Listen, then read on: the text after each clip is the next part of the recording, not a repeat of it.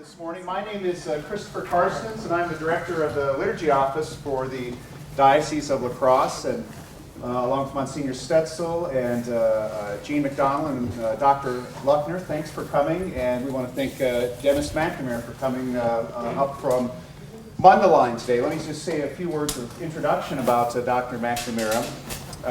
He's a native of Long Island, New York, and attended Yale as an undergraduate and received a degree in art history. After that, he went to the University of Virginia, received a degree in architectural history, and he studied as a part of his dissertation the church architecture of 20th century America. Okay, so he's eminently qualified to speak on our topic this morning. In the year 2000, he moved to Mundelein, which is a suburb north of Chicago, and there's a seminary there and a liturgical institute. Let's see, Father Odenhoven is an alumnus of Mundelein Seminary.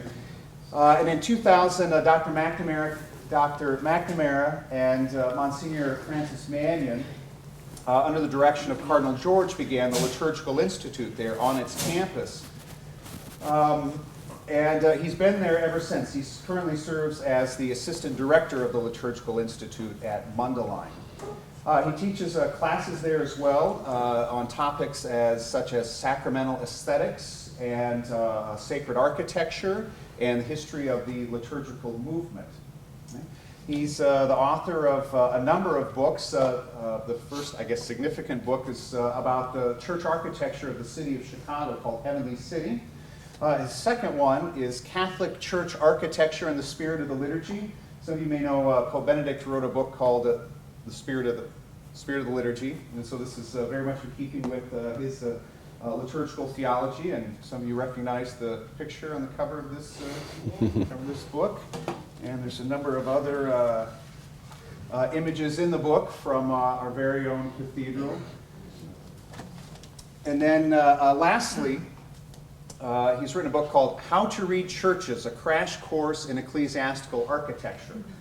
Because like everything else in the liturgy, the architecture of the church is sacramental and it conveys to us unseen realities. But it takes some kind of formation on how to see this properly. And so this book helps us to see churches rightly.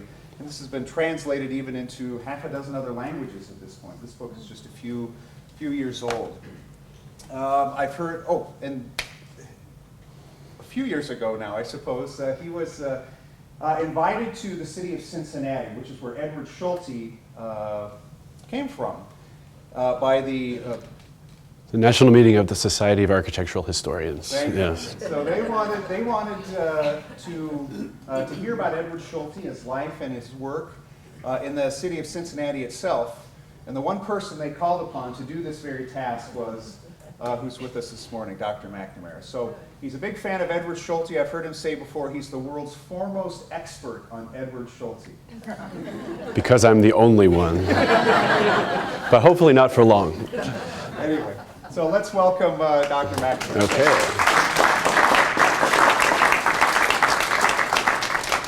Well, thank you very much. I'm really happy to be here. You know, when I was a graduate student, I was just poking through some magazines. There's a journal called Church Property Administration that was published through the 50s and 60s, and it was kind of like Ladies' Home Journal for priests.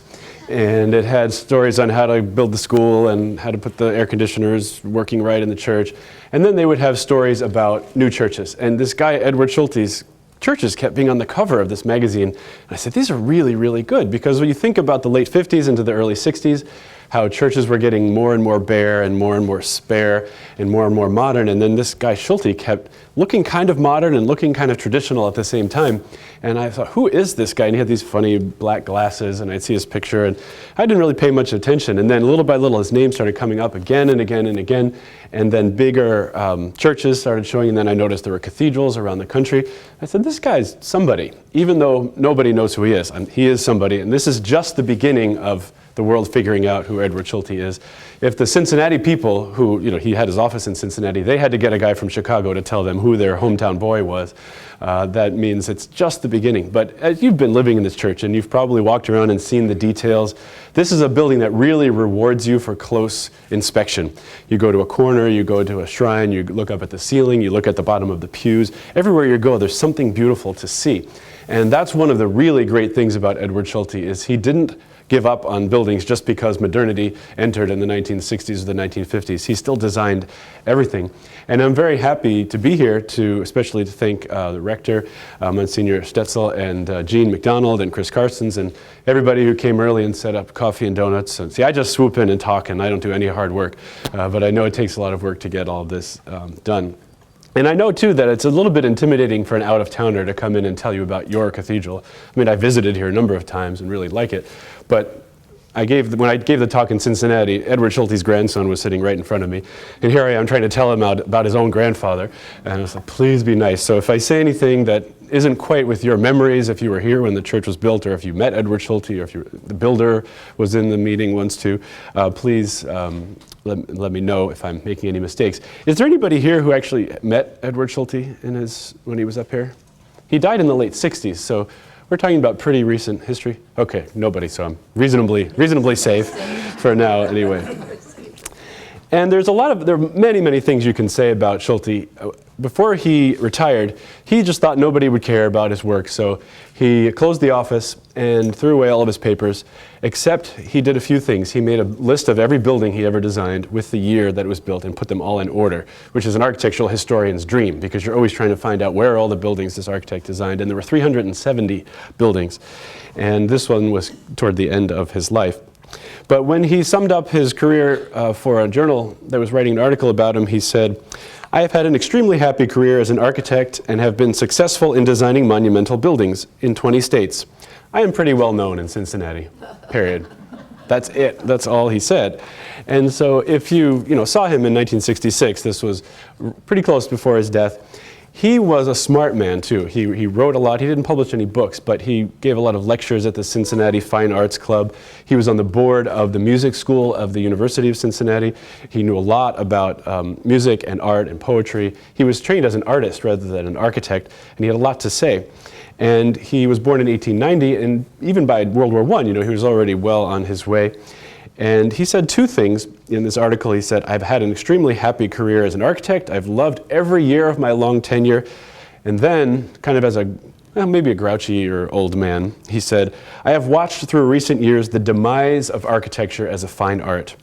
I have also watched the tricksters taking over, together with the support of the advertising media." In other words, he had no time for glass and steel boxes and concrete airplane hangars that people would call churches. He said these were tricksters. These were people who didn't understand the principles of architecture, and that even though he was getting to be a very modern architect, and you probably know people who, or maybe yourself, have had this reaction. You come in and say, "This cathedral's really modern." Well, wait, is it modern? It's kind of traditional and kind of modern at the same time. Sometimes people dismiss him as being very, very modern. But these two strains run through his career. He loves traditional architecture and he's very happy as an architect, but then he also sees that everything that he valued was sort of dying off. And he was really wildly successful as an architect, 370 buildings in 20 states with over 80 churches and chapels, including 3 completed cathedrals in Salina, Kansas, in Lexington, Kentucky. He also designed a cathedral for the Diocese of Lincoln, Nebraska, which wasn't built, which is much to the chagrin of the people like Chris Carsons, who are from Lincoln, Nebraska, based on the cathedral that came after it. And in 1965, he listed a resume of his most important buildings, and he listed 32 buildings there, which he said had a building cost of $34 million, which would be about $228 million in our time, in our dollars today. So out of those 32 buildings, $34 million. If he had all 370 of his buildings, you could see he was a very, very successful guy. But he always seemed very unsatisfied. Even as a young architect, he wasn't satisfied with the status quo. He was always trying to improve the profession. He wrote these essays for the Literary Club of Cincinnati that talks about him as a critic. He was deeply interested in these questions of modernity. Even traditional architecture, he thought, had to be modern in the 20th century, and you can see that in your church here. It looks Gothic, but then it looks very modern, and it looks modern, and then all of a sudden it surprises you with this colorful stained glass or sculpture in stone. And though he's not really well known, as I said, he was the guy. I mean, he was the leading Catholic Church architect of the 1950s and 60s in the nation, and certainly in Cincinnati earlier than that. And there aren't very many people, any architects in the history of the world, who can say, I've designed 5 cathedrals and renovated another one. And so your cathedral is really, as he said, he called it the crowning achievement of my career. He was really at the peak of his powers. In 1958, he was 68 years old. He'd been practicing for 40 years. He knew exactly how to do everything. He was really at the height of everything that he could do, and he retired soon after. And he really loved this cathedral. But if you had seen him earlier in 1934, you see this fresh-faced young guy, 43 years old. He was just named the president of the Cincinnati chapter of the of the American Institute of Architects, and he guided the field in Cincinnati through the difficult years of the Great Depression when there wasn't a lot of building going on. And his church here that you see, St. Cecilia Church in Oakley, which is a neighborhood in Cincinnati, won what was called the Sachs Prize, which was given by the Cincinnati Fine Art Institute. And so this kind of work is his early phase. You see, this is very traditional stuff. We're talking about the 1930s, very close to the historic precedent. You know, architects at this time were trying to go around to all the country churches in England and measure them and visit them and try to recreate sort of the English country parish church in cities in America. And then this very traditional crucifix there with the statues of the Virgin Mary and John the Evangelist. This was pretty typical stuff for the 1930s. And then by the end of his life, he was famous for churches like this one in Albuquerque, New Mexico, which you might see right away. It looks very modern in comparison to the one we just saw a moment ago. But if you compare them side by side, there's a lot going on there that's very similar. Still stone, still the insistence on the combination of architecture and craft and metalwork and the symbolism of the cross and various things. So he's a guy who's really keeping his profession consistent, but he's addressing the different world that 1958 was from 1928, say, when the materials were different, the budgets certainly were different, and the sense of the culture was kind of like this was stuffy old architecture, and then you had to have this optimism of the sort of modern times of the 1950s after the war. And here you see again these same kind of details. The doors at the bottom of the church on the right actually are made of aluminum, which was not a typical material for church architecture. You'd have bronze, perhaps. Aluminum, was the material of shiny diners and subway cars and trains, speeding across the landscape. And so to use those materials in a churchly way was one of the ways that Schulte updated his work. And in 1949, here in Church Property Administration, they had a little article where they interviewed a bunch of architects, and the question was, is a departure from traditional architecture underway in new church designs? And they asked a number of the leading architects of the time. There was one named Charles McGinnis, who at that time was pretty old, and he was from Boston, and he had done a lot of very traditional work. And he quickly said how terrible it was that everybody was leaving traditional architecture behind. Pietro Belluschi was an architect who would later become one of the leading modern church architects of the time. And he said, oh, thank God we're leaving all that traditional stuff behind. There was another guy from Milwaukee, an architect named John Bruce, who said, church design should be, quote, modern and guided by the dollar, unquote. And you've probably seen what happens when you design churches with that philosophy. And then Edward Schulte gave this reply. The modern or contemporary solution of architectural problems should, I believe, be the designing of buildings of today in a forthright manner, reflective of present economic and living conditions. However, here's the great however, the apparent presumption of entirely negating all artistic tradition, resulting in barren starkness, poses the question, are we sufficiently gifted to completely renounce the culture of antecedent civilizations? So in other words, we're going to realize we live in the 20th century, but that doesn't mean you have to give up everything that's ever happened in the history of the world. And if you read the modernist architects of the 1920s and 30s, most of them were political radicals who were using architecture as kind of the signpost of this new era that was going to be brought to the world, that the church no longer had an influence, kings, queens, the political system would be overturned. Karl Marx was their hero, people like Nietzsche, the philosopher, were their hero. And so they wanted to wipe away all of history and start over, free from history. And so that was the prevailing thought in a lot of modernist architecture. Schulte said, no, you can be modern and you can be traditional at the same time. And you can see that in every square inch of your cathedral right upstairs. So when you see a church like this, which is St. Gertrude Church in Cincinnati, you realize a few things about him. He's based in Cincinnati, which is not really known for being the architectural hotspot of the world. You know, you think big architects come from New York or LA or Chicago. But he was a national architect with a national reach and reputation. 20 states he has buildings in, mostly in the center third of the US, from Texas to North Dakota, New Mexico to Pennsylvania. And he was perhaps, and I would say that's a very weak perhaps. I mean, I think he really was the leading architect for the Roman Catholic Church from World War II into the 1960s. And with this unreserved commitment to both modernist-inspired inventiveness and a deep sense of churchliness, he used traditional imagery and texts and also what I call the allied arts, so bronze and painting and stained glass, to bring this church into the age. And I call this an organic modernity. You have really a couple different ways you can go as a church architect. You can say modern is bad, I'm going to go reproduce a medieval church in La Crosse. Or you can say modern is great, I'm going to never look at anything traditional again and I'm going to make a big glass box for La Crosse. Or you could say what I'm calling an organic modernity, that he's taking modern things and taking traditional things and merging them together. And sometimes if you see architects who tried to stay traditional through the 30s, 40s, 50s, the budgets got smaller and smaller, and they made these spindly little weak traditional buildings. But Schulte always made something that looked like Schulte architecture. I call it Schultean, which if you want to sound smart, use that word around in your cocktail parties or with your neighbors. Oh, I heard a lecture on Schultean way of designing church architecture, and that's what you can see. And Schulte, fortunately, gave us his autobiography. You know, when he got old, he wrote this little book called The Lord Was My Client, which is why this talk is called the God Was His Client, the church was his building. And it's kind of funny, you know, that you're bossing God around, working for God. But he really meant it in the theological sense, that everything he did for the Lord. This was never published, so they're kind of bootleg copies floating around from photocopier to photocopier here and there, but it's really, really great because rarely do you have the architect's words about what he thought he was doing. And he remembered almost everybody. I'll tell you a little anecdotes he said about Bishop Tracy, and especially the bishop before Bishop Tracy. But if you treated him well and took him out to dinner, you got a nice mention in his autobiography. And he was very careful about saying those things.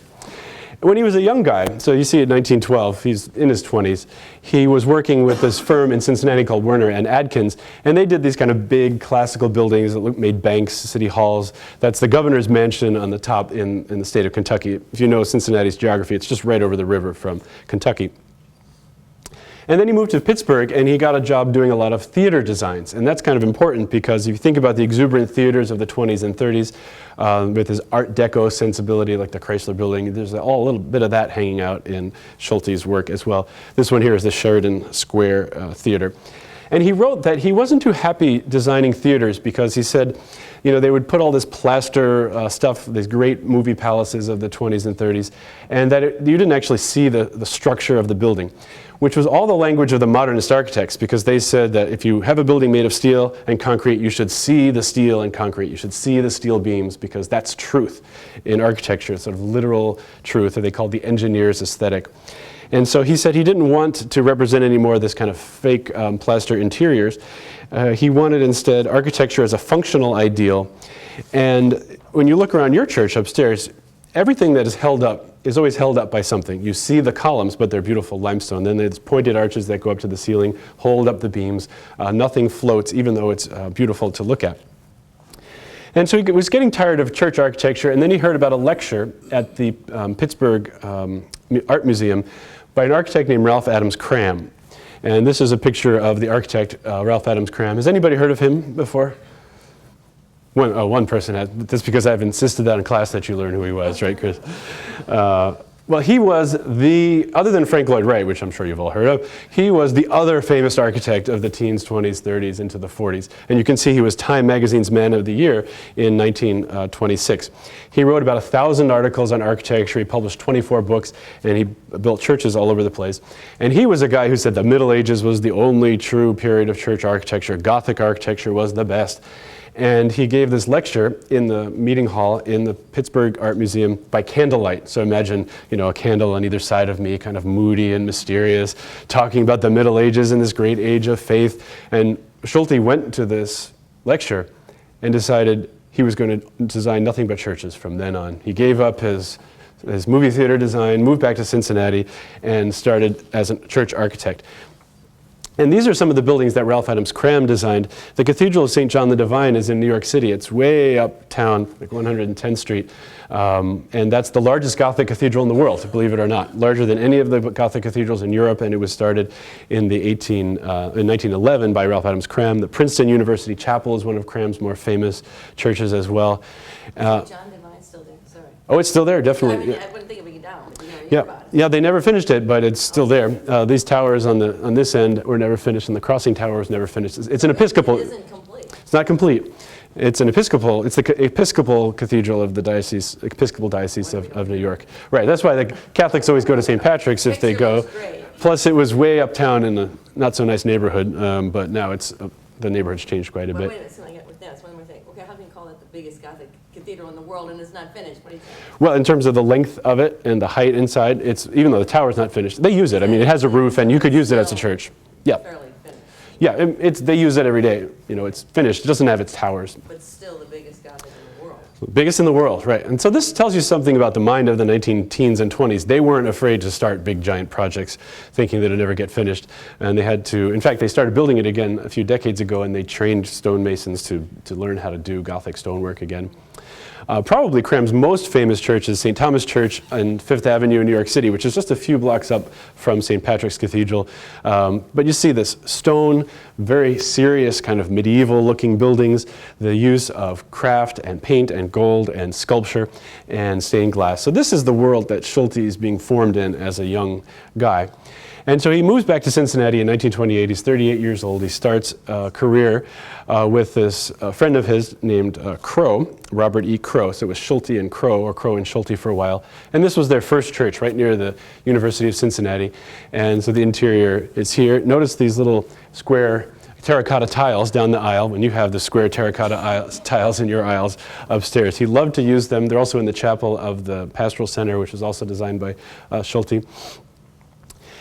And, you know, he was, in the 1920s, people were pretty close to very traditional designs, and he did something that nobody had ever done before. You would think that this would be the front door, right? This is the big facade that you go in, and there would be the doors. But those are not the doors. He put the doors over here and over here because there was a lot of traffic. There's a road that went right through here. And he put the baptistry right there because he said the entry into the church is baptism. And so where the entry of the church would be the baptistry, or the place of baptism, which, you know, is not the biggest departure from tradition in the world, but already he's thinking a little outside the box. And he hired his good friend from Cincinnati, Clement Barnhorn, to design this sculpture on the back with the cross and the people standing around the cross. And then later they added this statue of the Blessed Virgin Mary so that the blood flowing from the hands of Christ falls in through the hands of Mary and then falls down to the world. So there are actually two different pieces of sculpture that work together. And this is a very Schultean way to think, that art and architecture always have to work together. And Schulte designed the canopy over the altar, which is this big bronze canopy. Maybe you can make out here these peacocks, which are a symbol of paradise. There was a Christian tradition that the peacock looked like paradise because of its colors and all of the gem-like quality of the feathers, but also that they said if a peacock died, that its flesh would never decay. This was the early Christian myth. And so they were the birds of paradise whose flesh never decayed, sort of like the resurrected body of Christ. It's bronze, and it's very, very complicated. This is one of Schulte's original drawings there on the right. And even the people in Cincinnati weren't quite sure who this Schulte guy was. They thought, well, Robert Crosse was the established architect. Schulte was the young guy. Maybe he didn't do anything. And then I found the drawings that Schulte did of the altarpieces, and look what he said. Made by EJS, Edward J. Schulte. Traced by Edward J. Schulte. Checked by Edward J. Schulte. So 3 times he wants you to know, I'm the guy who did this. And it is amazing that he's their hometown architect, and a lot of people there don't even know what he's about. But you can see he's trained as an artist. He's not an architect. He was a painter, and he could draw. And then he apprenticed in this architecture firm, the ones that I showed you. And then he retained his ability to draw. And he was always sort of the art guy of everything that he worked with. And if you were standing at the high altar, if you were the priest, back then when the priest would have been facing toward the east, you would have looked up across the cross, that canopy, and seen this vision of heaven in the ceiling. And this is a big mural that shows what they call the heavenly Jerusalem, or the vision of heaven, the heavenly city. You can see the Father and the Son here, the Father in blue and the Son in red, and the dove of the Holy Spirit right there. And then angels and saints in this golden background, and then they're holding the cross here, and then water is flowing like Moses who struck the rock, and then the four little fountains flow down here, and they support the trees, and I'll show you a detail. There's little birds and fish swimming into it. And so this was painted by a guy named Carl Zimmerman, who was a local Cincinnati painter. He and his wife did a lot of work with Schulte. But this was not your usual kind of 19th century painting where you'd have some saint in ecstasy or some devotional image. This was a vision of heaven, which was really cutting edge architectural and liturgical theology at the time. Here's a little detail of the water flowing down, and here's it coming down. So this notion that grace being like the waters of baptism that are flowing down from heaven and making the earth, which is like a desert without God, into the garden again, was pretty rich architectural and liturgical theology for the time. Many people at the time would just put a big plaster statue of the patron saint and be done with it. He's thinking larger and obviously reading some of the books that are coming out of Europe at the time. Look at the stained glass windows on South Africa. Oh, those are gorgeous. Yeah, I don't have that right off the top of my head who made these stained glass windows, but you can see every square inch is covered in something here, and yet it all works. There's a lot of art in here, and yet what's dominant is kept dominant, which would be the image of the Trinity as the biggest one. And then this grace flows down, and here's the top of the altar, and then the altar would be the place from which the Eucharist is distributed, and then you take that grace out the doors to the world. So this is a whole vision of heaven, the priestly intercession, the people and having their role in the mystical body, and then going out to the world, all in one little church. It's very sophisticated stuff. Another one of his churches in Cincinnati, and I'm not going to talk about too many Cincinnati churches, but I really want you to get the sense of who this guy is, because you're the locals here. You know this church better than anybody, and I don't want to try to claim that I can do that. But what I can do is give you the sense of who he is, and then we'll talk about your cathedral a little bit. This was originally called St. Peter and Paul Church, and it's pretty clever use of a lot of things. It's designed in the Depression, so you can see it's mostly flat stone, with just a little bit of ornament here and there. And this is one of the ways you can develop a rich-looking building even with a lower budget. And that's what happened as the budgets got smaller and smaller in the 50s and 60s, that Schulte always kept a little bit of sculpture and had the stone be the most economical way to build the wall. And when you look at it at the side, it's a typical kind of medieval cross-shaped plan. So here's the one arm of the cross, here's the other arm coming this way. But then this sort of triple roof line, pretty unusual. I mean, this is his inventive spirit at work. And his drawing, again, on the left, and then the door on the right. Always the notion, if it's Peter and Paul, you see Peter on one side with his keys, and Paul over here with his sword. And then on each of the two towers, each one standing for Peter and the other one for Paul, there's beautiful texts that are written in with these capital letters here that have sort of ornamented images. This is the peacock running through or the rooster, running through Thou art Peter, and this beautiful way the O and the C intersect here. So this is a guy who knew typography as well as architecture and art. And his towers are very interesting. You know, I look at the top of this tower and I think immediately the top of your tower, these little metal crowns that are on the top with these globes, and this funny kind of Gothic, kind of modern, kind of Empire State Building mixed in with the Gothic tradition. This is a typical sort of Schultean tower for his whole life. And he did some subtle things in his work, and we'll see this again and again. Here you have all this flat stone, and then all of a sudden you can see the shadow here getting darker and darker and wider. With these stones in this part here and here actually start to tilt back a little bit, so that they're not straight flat pieces. They're actually tilted back so that it gives that shadow, and that gives the building a sense of depth and complexity. And your big tower does exactly the same thing. We'll look at that from this little detail in this tower to the whole tower of your cathedral here. And Schulte talked about really liking what they call the Swedish modern. Believe it or not, nobody talks about Swedish modern architecture anymore, but in the 1920s, the architects in Sweden were developing this kind of very traditional looking architecture, kind of Gothic, but then having these towers that look sort of modern, and you can see some resemblance there. And he liked this kind of thing, and he pulled it all the way into the 50s and into the 60s. Where is that? That's in Stockholm. That's the city hall there in Stockholm. And this is the inside of that Peter and Paul church. Perhaps it looks a little bit familiar to you. Looks Gothic on the one hand. Now remember, we're talking about seeing the structure. So here's the column, here's the arch that holds up the beams. Everything in this, what he called honesty of construction. This is made of Indiana limestone, and with a cross hanging there. And one of the things that Schulte did, and I'm not sure if he did it here, was he understood the difference between a place for liturgy, that is celebrating the Mass, and a place for devotional things. If you read the reformers of the liturgy in the early 20th century, they were always saying, well, the people are members of the mystical body. They have a dignity as priests from their baptism that's distinct from the priesthood of the priest as the head of the body. But devotional things should be devotional in devotional times. Liturgical things should be liturgical. And so when you had a side altar in a lot of the Victorian churches, you'd have the whole church, and you'd see 3 or 4 side altars running across the back, one for the Virgin Mary and St. Joseph, and then the main altar. In his case, he wanted the devotional things to be in a separate chapel, and without it looking like a totally different place. So these little arches come across here. There's this little bump out on the other side, and there's the Marian altar with the Marian image. So if you had overflow seating, you could put them there and they could see over to the main altar, but they were given a separate area like that. Again, this was the first of the architects who were really thinking this way and trying to solve the problem of how liturgical renewal should happen. This is the view toward the high altar in this church. Again, you see the combination of painting and stone and metal work. He didn't just get any church goods catalog and order the crucifix. He hired an architect to design it and make it. And this great mural is the triumph of the Eucharist. Here you can see saints who lived in the time of the Eucharist, and they're carrying this monstrance around. And then these are saints who knew Christ in person, and there's Christ. There's a little detail of it here.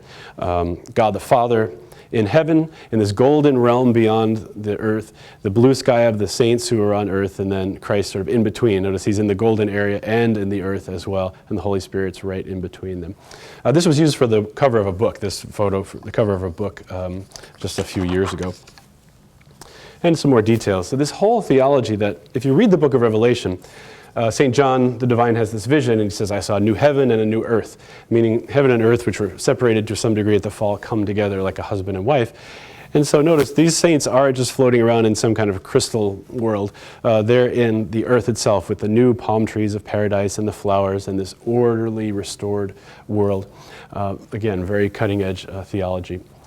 And another thing that was kind of cutting edge at the time was the notion of having the choir in the back of the church, or the front of the church near the altar. So you can see all these choir stalls that are around here. They were doing research on Roman churches, particularly the plans, and they saw that the altar would be here, and then in this sanctuary, the pulpit would be here, and then the priest choir, which we'd think of now as a chant choir, would sit around the altar. And this somehow got turned into a stage for folk music in the 1970s, but this is not what Schulte was doing, right? These are people in cassock and surplice singing Gregorian chant, but modeling it on the early Christian churches, not on kind of the 1968 hippie movement. And this is the kind of thing Schulte was absolutely not doing, right? This is a church in Killarney, Ireland from the middle of the 19th century.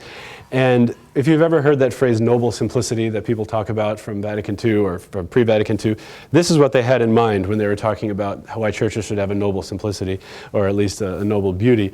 There was a notion that in the 19th century, the Catholics, especially in Ireland, had been, suppressed and oppressed by the English for so long, and then finally they get to build their own churches, and they just kind of went Catholic happy, every square inch covered in something, which is different from the way Schulte covered every square inch in something, because here, the altar is here, but it's kind of drowned out by all this secondary and tertiary stuff.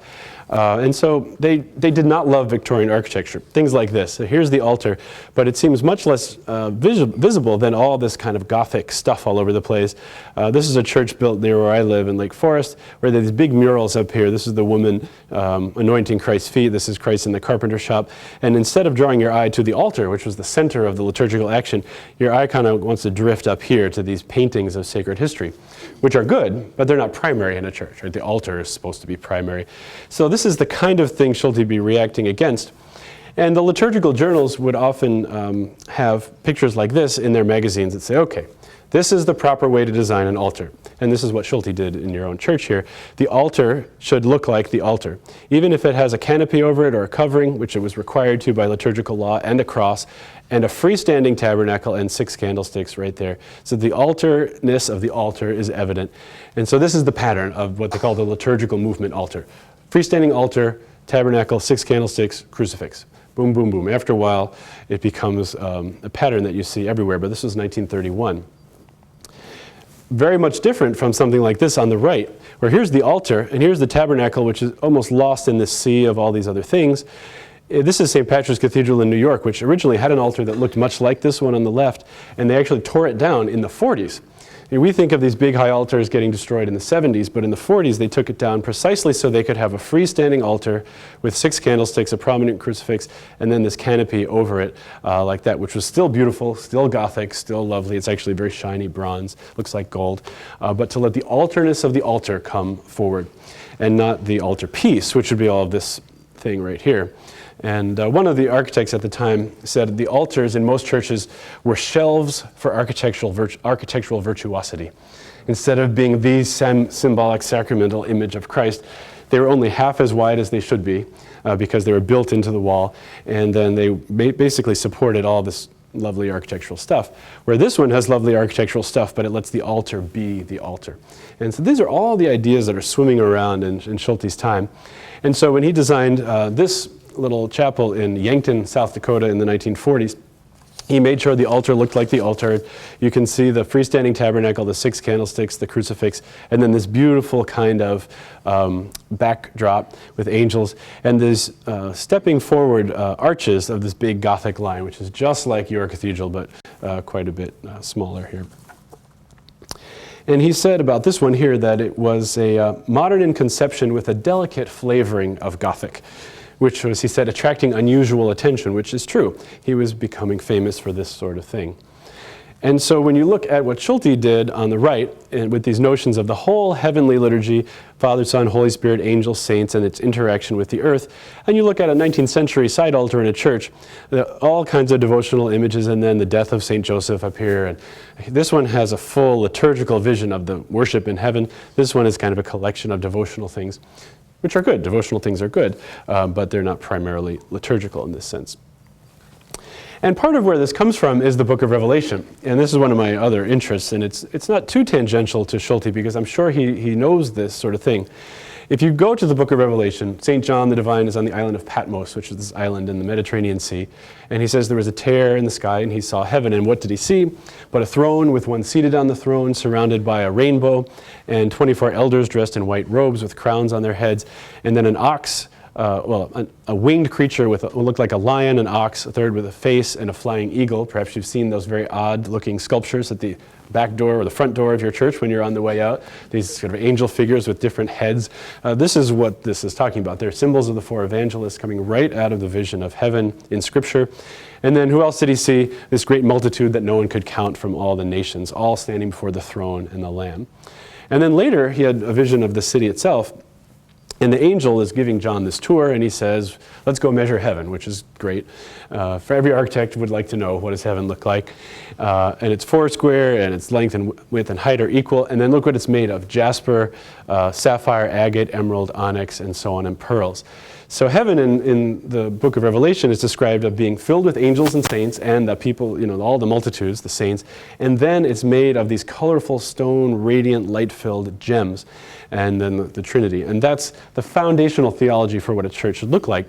So when you see a mural like this, which is around the time of Schulte's early career, here's the one seated on the throne, here's the rainbow, here are the white-robed multitudes, here are the angels above, the Holy Spirit, and so on. This is the vision of heaven. And you can see exactly what Schulte's doing, the same thing. The one seated on the throne, and then the golden radiant background, and the new heaven and the new earth. So another one of his churches, just built about the same time as your cathedral, is this one, Christ the King, also in Cincinnati. Has a big statue of Christ the King right here, which was carved by Robert Kepnick, who you may know is the same guy who carved the big statue of St. Joseph out the front door of your church. And this is the time really when he's at the peak of his career. And he's really doing things with kind of an ease and a grace. If you drove through, there's this porte cochere, which is the architectural term for kind of a drop-off place. This is the entry to the church on this side. The baptistry was on this side under the tower, which looks like a rocket, sort of ready to take off, right? These are like the solid rocket boosters over here. But at the same time, it's limestone. It's very serious traditional architecture. One thing about Schulte, too, because he's trained as a classical architect, he knows that things don't float in architecture.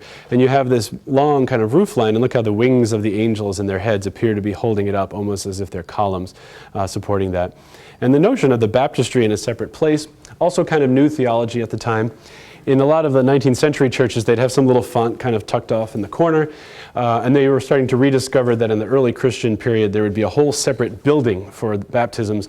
And you were not a member of the church until you were baptized. So you were outside the church, you'd be baptized there, and then you'd go triumphantly into the church as a member of the mystical body or a citizen of heaven. And so the idea of having the baptistry out here and then taking your walk into the church was kind of a new thought at the time. And there was another famous guy, since you know of Frank Lloyd Wright in this area and Spring Green and all of that, there was a guy named Barry Byrne who worked for Frank Lloyd Wright, who was Catholic, and he decided to be kind of the Frank Lloyd Wright of Catholic churches. His name, Barry Byrne, and this was one of his churches in St. Paul, not too far from here. And I have a feeling that Schulte was looking at Barry Byrne, but then doing things a bit differently. The one in St. Paul's still there? Is it? Yep, that's still there. Yep, it's a Catholic church, and that's a modern photo of it. It looks just like that today. So Frank Lloyd Wright, Cram, modern architects, it's all kind of swirling around. I got the impression that Schulte's a guy who's reading all the magazines, he's looking at all the newest books. This was the interior of this Christ the King church. A little bit different in style from yours, but the smooth limestone everywhere. Tall stained glass windows, also designed by Leo Cartwright, the same man who designed them here. Christ in glory with all these crowns and crosses. And then a ceiling with this little canopy covered in gold leaf that looks like it could have been ripped out of a movie theater from the 1930s or Radio City Music Hall, right? This is a bit of this 1930s being pulled forward into the 50s. And I have a hard time sometimes with people who, and I used to be this way too, I loved 19th century churches and Gothic revival churches, and I thought, oh, this guy's so modern. Sometimes people look and they say, Schulte is kind of modern, why did he design this garage for us, But if you know what the people were designing in the 50s, this would have been concrete and it would have had no ornament and probably abstract, squares in the stained glass. This is all limestone, beautifully smooth limestone with gold leaf and text and image. And just to compare it, and I think he must have looked at this church on the left for inspiration. This is the Fronleichnamskirche in Aachen, Germany, which was published in a book on American church architecture in the 40s, just 10 years before the one on the right. And this is what the Germans would have been doing. Here's the altar, which is sort of the great holy mountain that you walk up, and then they didn't want to tell you anything about God because that would be forcing you to believe a certain thing. You had to have your own kind of emotive experience of God. Where Schulte said, okay, I can play your game, right? I can be modern, as these German modernists, but guess what? You're going to have an image of Christ in glory there because that's the vision of heaven that we're all aiming toward. And then I'm going to use fine materials and gold leaf. So if Schulte were truly a modernist alone, he would have done something like this. If he were truly a Gothicist, he wouldn't have done anything like that. But he did something that brought the two together.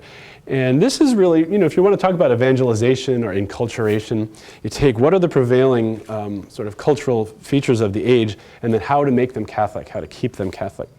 Oh, Dennis, Yep. I was going to say, a comment about that other one on the left. That looks like before Hitler. Where's Christ in that picture? Well, right. There was already a crisis of faith in German architecture. And No wonder they came in there. There's no problem there. Well, if you... You're in the garage, like you said. Actually, you're in the prison cell. Right, and sometimes people say, well, why did they build churches? Why did they build any buildings that looked like garages? And it's not so much the architects didn't know what they were doing. It was a very carefully worked out set of manifestos. Especially the German architects after World War I had seen the destruction of the culture they knew. They saw the death of machine guns and mustard gas and all these things that had never happened in the history of the world. And so many of the great writers and artists and philosophers were completely sort of intellectually and emotionally decimated by the destruction of World War I. Aachen, Germany. Aachen. And they were broke, right. And so these architects rose up and said, all right, well, what are the true materials of our age? Well, our age is industrial. What are the materials of industry? Glass, steel, concrete. What are the materials of kings and oppressors, rich people? Marble, and they hire craftsmen to make all these little things. What are the materials of sort of the Marxist revolution? Well, they'd be the materials of the masses, right? Brick and concrete and steel and so on. And so that became the dominant model, that the factory was the perfect building of all of architectural history. The factory inspired by made in glass and steel and concrete was the perfect building, and then everything else had to be modeled on that. And they were quite clear that the church was some kind of funny period in the history that dominated the world, but that period was over. And so they built churches often, but they were not usually convinced of the claims of the church. Where Schulte was an observant Catholic. He went to Mass daily at the end of his life, and certainly weekly most of his life. And this is that Christ the King church again. One of the things interesting about Schulte, he's playing the modern game. See, these pieces of stone have seams, and they're all lined up on top of each other. Normally, if these were bricks, if they were actually the stone load-bearing, they'd have to overlap, so the seams wouldn't line up to be strong. So he's telling the world, yeah, we've got steel in here. I understand. Like these, even these tile walls here, see how the seams line up, not in a zigzag pattern like brick, but they're all lined up. This was the modern statement at the time to show that it was steel holding it up, and then this was just the skin. And so he's playing that game, but then he has the cross and the angels supporting the cross, and inside is an image of Christ the King, and look what he's holding, which is the actual church that it's in. And so this theological richness that Christ has this parish, in his arms in heaven, even as he's the victor with the cross, with the sword, and the king with the crown right there. Very modern looking glass, but at the same time, it's not being reduced to funny little, speckles or rectangles or slabs meant to set a mood. It's meant to give you some theological knowledge. And this is the pulpit at that same church. This might look familiar to you too. This is Honduran mahogany with gold leaf and angels that are stenciled, looking very modern but very traditional. This is what someone would have done in the 20s. Very Gothic, very medieval. This is what he did in the 50s. Inspired by that, but getting smoothed out and then also enriched while keeping the theological content. One of the things to notice too, and I don't have to see if go upstairs and look at the feet of some of Schulte's sculptures or paintings or in the stained glass window. See these feet of the angels here? See how they're pointed down like this? Because they're not standing on the ground. They're not dealing with gravity and walking around on the earth. They're in some kind of gravity-free zone. And something as simple as making the feet point downward gives them this heavenly appearance. And that's the kind of thing you figure out after 40 or 50 years of working with artists. Something as subtle as that. Because really, it's a tough challenge. How do you make heaven, which is beyond our capacity to know, knowable to our senses? Well, that's what artists do.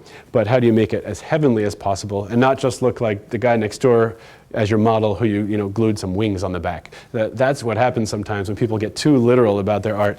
People don't look like this, but you know that they're angels. And so that's always the challenge of making sacramental art. And then out in their lobby, they have this statue of the Sacred Heart with limestone panels with incised symbols with gold leaf. And these are little one by one, what we call bathroom tiles, which are very modern at the time. And people look at this and they say, oh, that's modern, or it's too dull, or it's too gray. But architects would kill for a budget to have something as adequate as that, a hand-carved limestone statue, gold leaf. These are the kinds of things people can't afford anymore. This would be just drywall painted beige, and that would be it in a budget today. And then even these lamps. Schulte always designed these crazy, crazy lamps, all custom designed, aluminum and bronze. This one's a triple crown for Christ, the King, the priest, prophet, and king. And just to see as modern as Schulte could get, right? This is the cathedral in Salina, Kansas. And he's talking about churches, and he's saying that architecture should be the mistress of the fine arts and not the creator of machines for living in, as expressed by the present dilettante. Now, if you know architecture, the present dilettante was a Swiss-French architect named Le Corbusier, who was sort of the leading concrete sculptural architect of the mid-20th century. And one of the things Le Corbusier really liked were things like this. He was raised in Europe when there were all these kind of French classical buildings. And then he came on a tour of America, especially the Midwest, and he said, wow, that's architecture. These are just various grain, this one's in Canada, but various grain silos and grain elevators that he saw all through the Midwest, which were huge. And you know, if you ever drive through the Midwest and you're tired of looking at the corn and you stop in some town and there's this giant grain elevator and the sun's hitting it and it's very dramatic, he said these were the cathedrals of the 20th century, right? Because they're industrial, they're big, they're reflective of our time, they're concrete. And so, honest to God, people went around the country looking at grain elevators. In fact, I worked at the University of Virginia as a grad student, and Thomas Jefferson designed it, and there was this big rotunda which is modeled on the Pantheon in Rome, and some architects came in, and I worked right there at the central building Thomas Jefferson designed, and I said, you want to go see the buildings upstairs? They said, no. Can you show me where the power plant is? I want to look at the coal bin, which looked just like this. This was only 15 years ago, right? So this was the thing, you want to show how modern you can be. And so Schulte said, all right, I can play your game. I'll be modern if you want. And he said that this would express the great coal bins or the great wheat grain elevators of the place. But this is made of limestone. All of these things around here are carved local limestone, not concrete. And then he insisted on the continuation of sculpture at the door and even the aluminum doors, which were the kind of traditional but also modern material. And he said that he quoted the bishop saying, "It is right, therefore, that here in rural Kansas," and this is still rural Kansas, "the angelic bread of the Eucharist and the spiritual bread of God's holy word should be discharged in a cathedral that belongs to the contemporary Kansas landscape," which is grain elevators. "For the church is indeed God's granary where his people are fed." Now, it's a little bit of a kind of goofy analogy, right? But this was it. I mean, if you wanted to show how modern you were, you designed concrete grain elevators. Now, he can play the game, but still keep it traditional. And on the inside, did the similar kind of thing. These big, big sanctuaries, and you can see it's very similar to yours here, the communion rail here, and then a second layer up, and then stalls for the priest or the choir, and then the altar here with the choir in the back. They wanted big, big sanctuaries at this time because one of the critiques of 19th century churches was that the sanctuaries were too small. You couldn't have all the required processions that the liturgical law mandated, and you couldn't have enough room to ordain people because the priests have to lie down there. So lots of room there, and you can see how little you've had to do to your cathedral here since Vatican II. It was so close to the council that they knew what was coming. And then the separate chapel over here with a separate side aisle right there. It's hard to tell in these black and white photos, but this is all a gold, purple, and black mosaic, and then these paintings on the ceiling are kind of a burgundy and black and gold as well. Here's that canopy that covers the altar. There are the 6 candlesticks, the freestanding tabernacle, and the big crucifix, and then saints over here, the throne for the bishop, and black terrazzo, shiny polished stone and gold. Again, these are movie theater sensibilities that are at work in Schulte's work. And, I don't know who L.G. Leguti is, except that he was the executive director of the Catholic Rural Life Conference, but he got some press for calling the Salina Cathedral the most beautiful modern Catholic cathedral in the world. Remember, this was built before yours, so don't worry too much. Rural, right. Here's this guy, Le Corbusier, I mentioned. It's hard to overestimate the influence of Le Corbusier. He wrote this book called Toward a New Architecture. It came out in English in 1926, and it became the book that every architecture student studied. Almost, it was their architectural Bible, and architecture students still, to this day, read this, although, it's fallen out of favor a little bit. But very, very, very influential, and here are these grain elevators. And he's talking about the fact that what does he say? It's hard in fact that this kind of thing is spiritual because you look at it and you feel an emotion of grandeur and awe and greatness. And he says mass and surface are the elements by which architecture manifests itself. So not so much all this little carved detail, but just the surface and the way light falls around it. That's what architecture is about. And Schulte's playing that game. Okay, I can give you Mass and I can give you surface, but then I'll give you all that Catholic stuff too, including this kind of Schultean, the cross is a little bit off the picture here, but this Schultean tower at the top. And then some details of the sculpture that are right out front, which were designed by a Cincinnati artist named Ernest Bruce Haswell.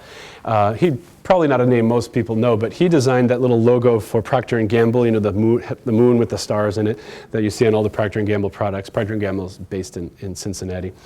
And so this is a procession into the church. It's just to the front of the door of the church, but it's like a liturgical procession, and you have all the different states of life represented. Here's a father and a mother and some children.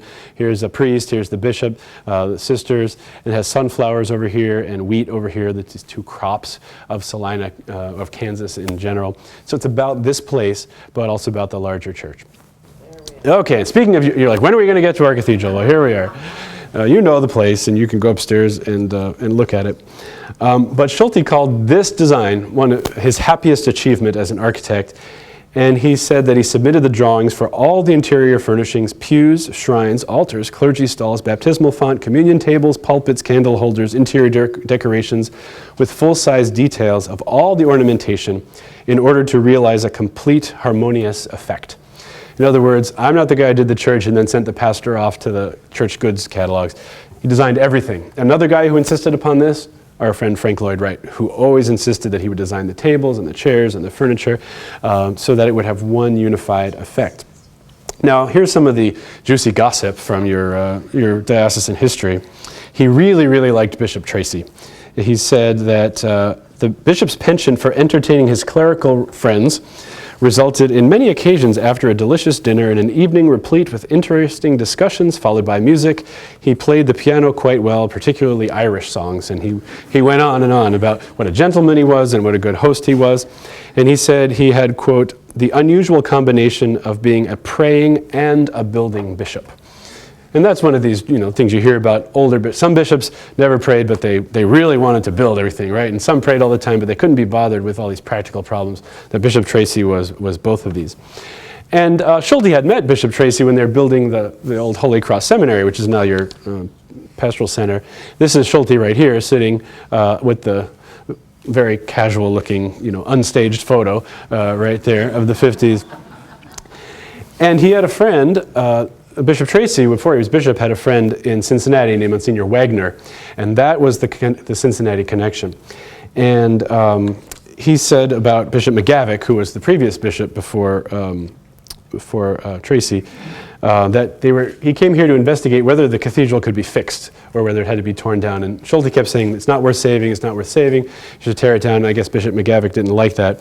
So Schulte called him a, quote, prime subject for retirement, unquote, who frequently walked out of meetings in evident disgust, unquote. So this is the kind of guy he was. He didn't mind. He was always very gentle and very polite. When you read his autobiography, he never calls anybody names, but he describes what happened and says things like that.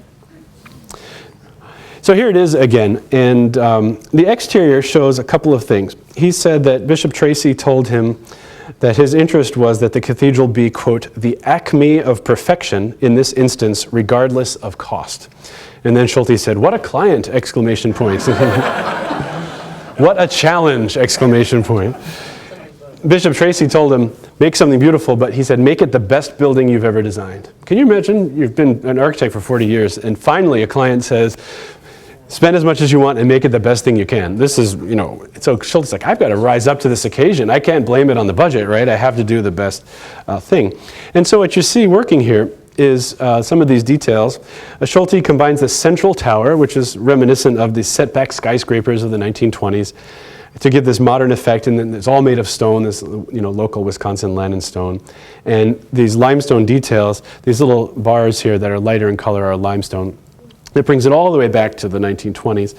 And I was telling you before about these very subtle modulations or changes in the walls. See how this one starts all flat, and then all of a sudden it starts to slope backwards here, and then it does the same thing in other places. Otherwise it would look kind of like a slice of the back of a Walmart or something, this big unrelieved, boring, blank wall. But just that subtle move gives it a line that makes it more interesting. And then the stone is beautiful to look at, and the corners are perfect. Imagine those stones. they're not just tilted backward, they have to be cut with a slope all the way up, and it has to be exactly gradual so that it does precisely what it needs to do. Those stones would all have to be drawn by hand with all of the measurements drawn in. It's a lot of work to do that kind of thing.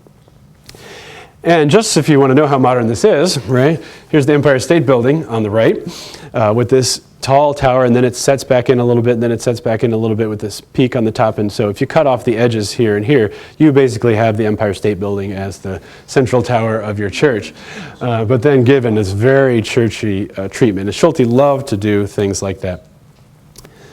And so these modern ideas, you know, the Empire State Building was finished in 1931, so it wasn't really that old a building at this time. And he knew that the street, you know, changed direction right here, and it turned right there. So this front facade would be visible. And this happens a lot in Renaissance cities. If you go to Rome, you'll see they put the churches at the end of streets or wherever streets turn, so you get a sense of the front of the church. And he said he placed the tower on the center of the entrance facade instead of the edge or the side, quote, permitting it to be seen from the entire length of the street and hopefully to give joy and uplift the pedestrians. So he talked about the weather here in the winter, and it was gray, and they needed something beautiful, you know, to look at. He also said that when you come to the city by car, the cathedral showed its, quote, domination of the town and recalls a similarity with the cathedral at Chartres, the great medieval cathedral in France, where this great medieval Gothic structure rises before the vision with an appearance of portentous size. So it's bigger than everything else in the town.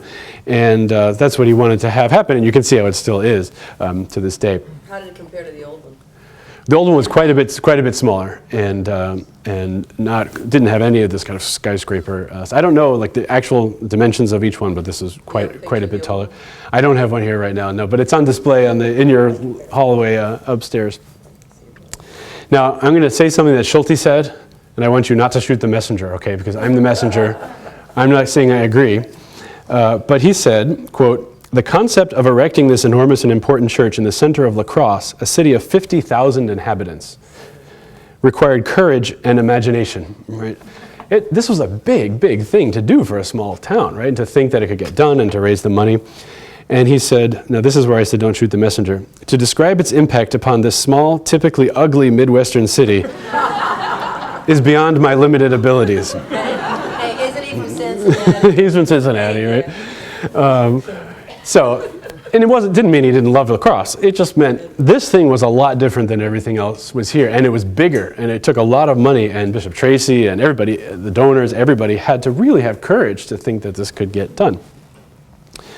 And here you see one of his drawings for the front door. Now it's got this pointed arch, which everybody thinks of as Gothic architecture, but one of the things that changes, it's very skinny. Normally Gothic arches are wider, and in fact they're formed on the equilateral triangle, which is a triangle of three sides from here to here to here. So if you could take that triangle, the normal arch should come around to about there.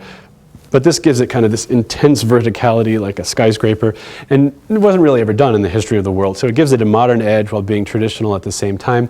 There's the St. Joseph sculpture by the same Dayton architect, and there's some subtle things. You know, when you look at this, you say, okay, there's St. Joseph, you know, and go inside. But when you get close, you can see some things that go on here, like the carpenter square, which is a symbol of Joseph the carpenter, intersecting with the lily, which is the symbol of Joseph's purity. And in the background, this flat background here, you could just say throw any old stones there, but he actually drew them in. You can see them right here, these little diamond patterns in the stone to give it an enrichment that Joseph's kind of in this heavenly realm, that's not just any old background. And then how the various pieces come together in this little turn here, and then he stands on a base. And then again, a couple of rockets, right? A couple of missiles right here ready to fly up in the sky. Very traditional and very modern all at the same time. And he said about this that he always considered it a necessary adjunct to monumental architecture to have sculpture. And it's hard to convince people at this time. You need to hire artists and sculptors and bronze makers, and you have to use marble and stone and not do what the prevailing, you know, architectural profession is telling you to do. So there it is. We went to Mass here this morning. And what he said about it was that, quote, the La Crosse Cathedral interior does not reflect the Gothic tradition in functional structure or detail. So in other words, it's not literal Gothic architecture, but evidences a strong contemporary quality without negating all historical concepts of beauty and the rules of the church. So you would recognize this as a church right away, even though you couldn't really say it looks like any particular church. It's kind of Gothic with its pointed arches. There are those sloped or stepped arches coming in here again, a favorite of his. Columns coming up here supporting this beam, and then this other one arch up here supporting the roof. You always see how things work in Schulte's design, how they hold together. This on the left was another church published in a book in the 1938, another German church, quite famous at the time for using Gothic-like architecture but pouring it all out of concrete. And so here's this guy, Michael Kurtz, the architect, this St. Henry Church in Bamberg, Germany, kind of popular in the modern crowd, again with these arches stepping back, this wooden section of the church, but then this is all pure exposed concrete. Schulte wasn't going to go that far into modernism, but he was going to take it as far as he could and still keep it a church. And then when you get there, you can see these little details. An architect understands that although it's represented poetically, nothing in architecture floats because we have gravity and we have to deal with it, right? So even if it's held up by steel, you see this is a beam running all the way across here, and then each section of the beam has a column, which is the detail of this little column here with little scrolls carved in that supports the beam, and then this arch comes up and supports the roof. And so you have two intersecting structural systems, a bunch of columns with the beam and then a bunch of arches that come across like that. Even though it's modern, he's doing it in a way that always makes sense. And then wonderful details like this, which are a little easy to blow by and just say, oh, well, there's that modern thing hanging off the ceiling, you know, what is it?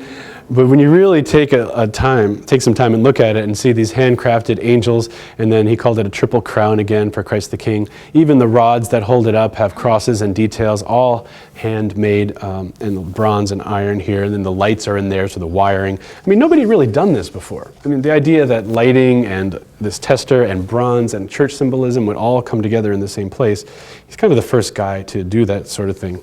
Now, in a time like this, when this is being built, right, planning it in the early 60s, late 50s, they're not quite sure which way Mass is going to be celebrated. I mean, they haven't quite reformed the liturgy yet, but they know that there's a lot of talk about the priest facing the people. If Schulte had an altar up against the rear wall, you'd have the big cross up there. But if you look through the history of the world in churches, the idea of a big life-size crucifix on the rear wall doesn't really exist. It's kind of a 20th century American thing. Which traditionally the crucifix was the priest's crucifix on the altar cross, and then the people would look, you know, to the great painting or the great mosaic or mural of heaven on the rear wall. But in the 20th century, the crosses started getting bigger and bigger and bigger and bigger until we realized, or we thought, the cross is the dominant motif for a church, when it's really not the case. In the European churches?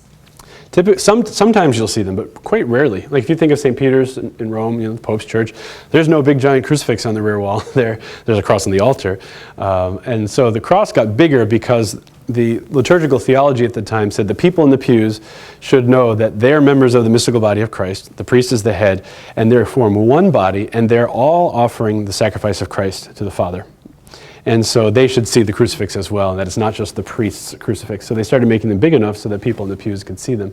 And then eventually that got unhinged from its liturgical moorings, and it just became, well, that's what you do. Mary over there, Joseph over there, and a big cross in the middle, and then you have a Catholic church. But that's only the tiny little participation in the whole vision of heaven. In this church, they have this challenge, which is they're going to have seats on both sides. They don't know which way the priest is going to be facing, and so there's no big permanent cross installed. Some of his other churches around this time that had a freestanding altar, there was a big cross hanging from the top. I don't know exactly why they didn't do it here, although he said, he said that Bishop Tracy gave him very specific instructions on how to do everything here. Thank you. Sure.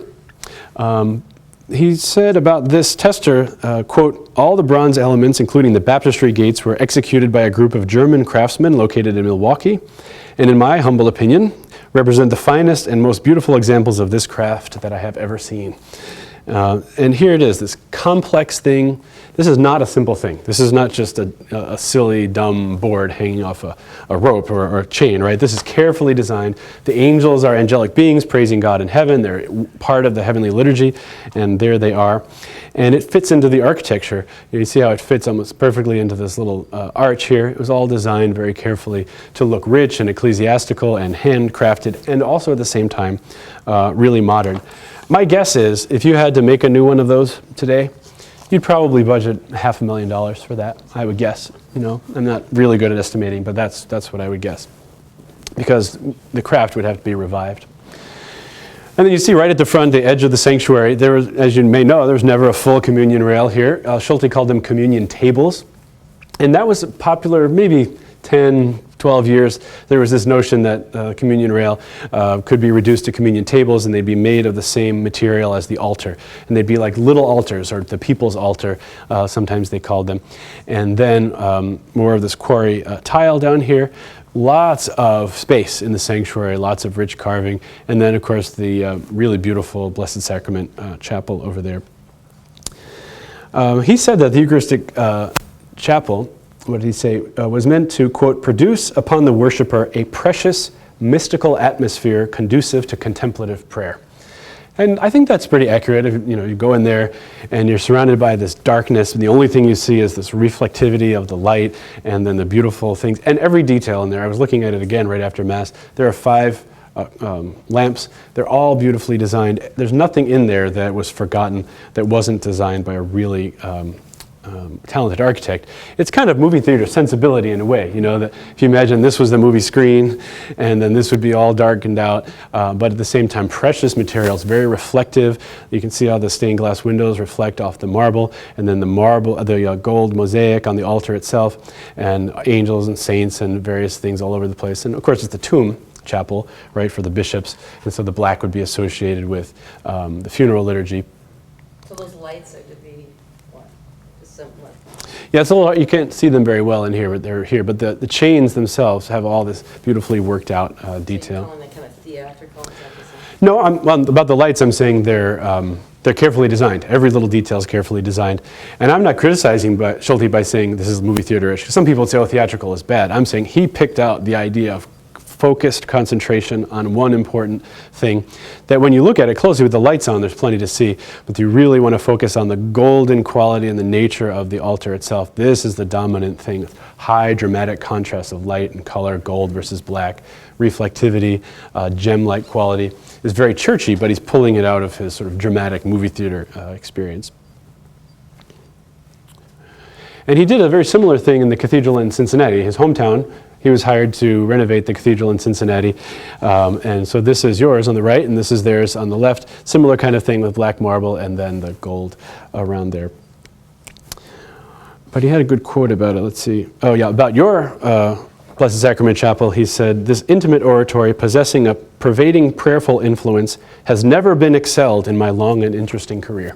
And I think he's right. I mean, he's talking about his own work, right? So he could say, I like this better than that. And what he says I like best is most of the things that are here. And if you look up there, you know, when you go in there, it's dark, and this is a long exposure, so you can see a little bit more of it. Here's the what they call the ribs. It's the place where the two planes of the ceiling come together, and they land on this crown, which is a symbol of victory, and then the palm branches, which are symbols of the martyrs, the victory of the martyrs, the victory of Christ, the victory over sin and death. Here's the place for the burial of the bishops, and then birds eating grapes, and the wheat. This is all symbols of paradise. They were all very common at that time, too, that the people who were in the pews before Vatican II, if they didn't know Latin, or they didn't know what the priest was doing up there, they'd say the rosary or they'd do something else, that they were being denied drinking from the deep wells of the liturgy. And so birds drinking, deer drinking, that kind of stuff, really common at the time as a symbol of proper liturgical participation in paradise and the great love of God. What's the emblem up there? Emblem, is that an emblem? What is that? Which one now? Oh, yeah, right there, to your right, to your right. Right, Here? Right, you're right. Right, no, that, yeah. Oh, yeah. It's hard to see, but that's actually a ventilation grill. Oh, okay, it looked like an emblem. But it is that too. It's hard to see in this photo, but go up and look. These are scales. See, there's a scale on this side and a scale on this side, like the two scales that balance with a little balance in the middle. I'm glad, I was meant to say that. I'm glad you brought it up because I would have forgotten. But here's this chapel of the former bishops who are deceased, right? And they're going to face God's judgment, but then hopefully they're in all the paradise things up here. So lots of stuff. Every detail got attended to.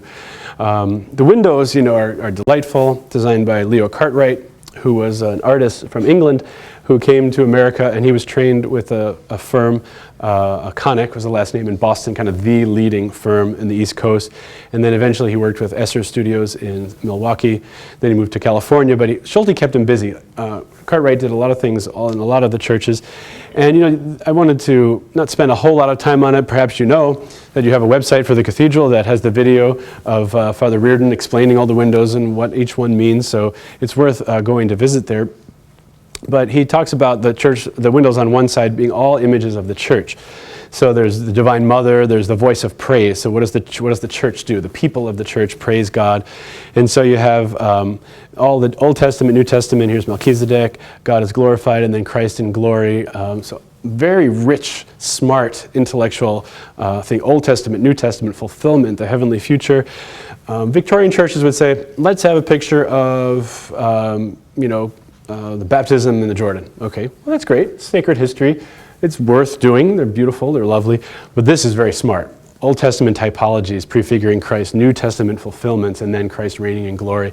All the images on the church on the left-hand side, if you're looking at the altar, because they're rediscovering, again, this Vatican II notion of the church as the people of God, the mystical body, connected with heaven and earth, the fulfillment of the Old Testament, the new Israel, all that kind of language is evident here. And it's worth watching that video. It takes about 30 minutes, and it's interesting. Father Reardon mentioned that in your rear window here, he said, although it's difficult to notice, that there's a vine and branches motif. So you see this vine going up here and these little branches coming off this way with a kind of flower at the top. Also, another one of the really, really popular liturgical images of the 50s when people were saying the people are the branches, Christ is the vine, and if you're going to participate, you have to sort of join to Christ, and the sap or the blood of Christ would nourish you as well. It's cathedralsjworkman.org. So Cathedral St. Joseph, sjworkman.org. And then the little shrines here, also by Leo Cartwright, and some of the details here. This is kind of medieval. If you're looking at some late medieval paintings, you might see this gold leaf and these traditional colors, but they have this kind of modern clarity. And then here's the one, the Virgin and Child surrounded by children of the world. Leo Cartwright loved this sort of thing. It's very unpolitically correct now. It's in many ways it's in advance of the multicultural thing, but to sort of show people in their traditional outfits now is considered a little bit of a caricature. But that was at the time. And I know of at least 2 other Schulte churches where they do something very similar. And again, details, details, details, right? Look right at the end of the pews with these grills, and then the St. Joseph's carpenter square and the lily again. And, these are bronze, and they had to be made one at a time, and how many hundred of them are there, This is the kind of thing any other architect would say, well, you can't afford this, or don't bother. But here they are with stone, a fine stone, and then terrazzo in the middle, and then these tiles on the outside, combining these things in a very economical way. And then, spending more money on the carving of this rich Honduran mahogany for the throne of the bishop. Even the lights in the narthex, right? You come in the front door, you look up. This is all aluminum, very modern, but there are patterns of crosses here and then starbursts here. So Christ and the light of Christ bursting into the world. Nobody does this today. They cut 10 holes in the ceiling, put 10 can lights in there, and you're done. Right? To have a budget for every little detail to be worked out is quite amazing. Even things like this, these heating grills covered with a Cairo or the symbol of Christ that are in a lot of Schulte buildings. So here you were. This cathedral was the cover story of Catholic Property Administration in May of 1963. And they have a picture of Schulte and a picture of the cathedral rector. And they talk about a lot of the details of it. Now, we're just about done here. I just want to finish off by showing probably one of Schulte's other big churches. It's the renovation of the cathedral in Cincinnati, an old church from the 1840s. This is what it looked like.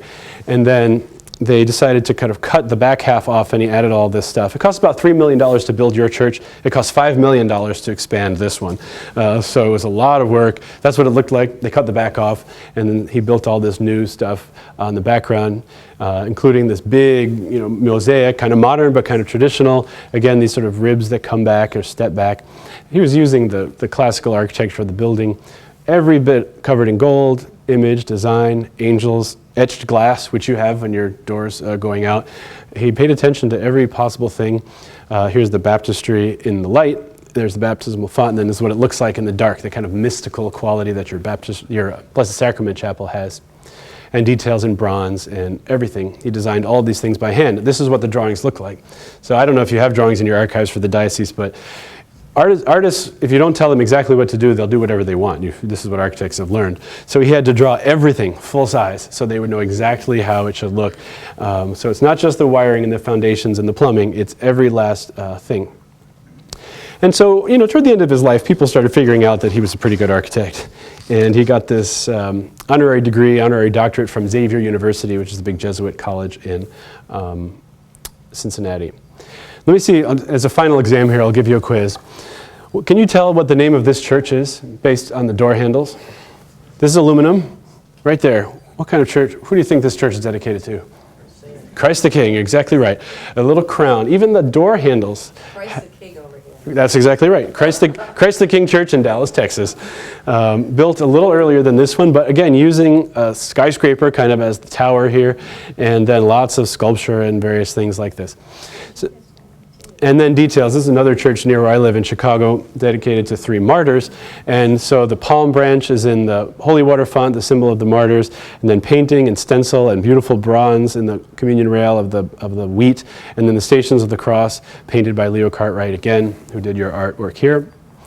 And he also designed the cathedral in Lexington, Kentucky. These are some details there. This is the little chapel dedicated to St. Joseph, so there's the lily and the Carpenter Square again.